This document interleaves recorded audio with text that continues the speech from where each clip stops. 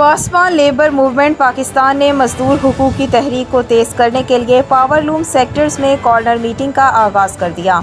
Muzaffar colony گلی number 17 Faisal آباد میں ورکرز ایکٹ کا اہتمام کیا گیا، جس میں پاسبان لیبر موومنٹ پاکستان اور national labour federation division Faisal آباد کے صدر میاں اعجاز حسین کی شرکت۔ شیخ فہیم الدین، بابا عاشق حسین سوہنا، دیگر ذمہ داران ان کے ہمراہ تھے۔ اس موقع پر میاں اعجاز حسین نے خطاب کرتے ہوئے کہا کہ بہت ہوا، اب ظلم برداشت نہیں کریں گے، ورکرز حقوق کی حفاظت کے لیے اپنی جانیں بھی قربان کر دیں گے۔ حکومت سرمایہ دار گٹھ جوڑ نے ملکی معیشت کو کاری ضرب لگائی، مارکیٹوں میں چائنیز کپڑا بھرا پڑا ہے۔ حکومت سے خصوصی پیکیج وصول کرنے والے سرمایہ داروں نے مزدور کا استحصال کیا۔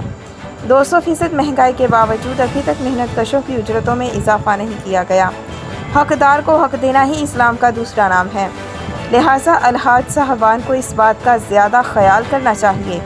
بے شک فیکٹری مالکان اپنا پیسہ لگاتے ہیں، لیکن مزدور اپنا خون پسینہ بہا کر اسے منافع بخش کاروبار کا مالک بناتا ہے۔ فیکٹری مالکان کو غریب کے بچوں کا بھی اسی طرح خیال رکھنا چاہیے جیسے وہ اپنے بچوں کا رکھتا ہے۔ وقت آ گیا ہے محنت کش مزدور ایک ہو جائیں، تبھی حالات کی کشتی کو کنارے لگایا جا سکتا ہے۔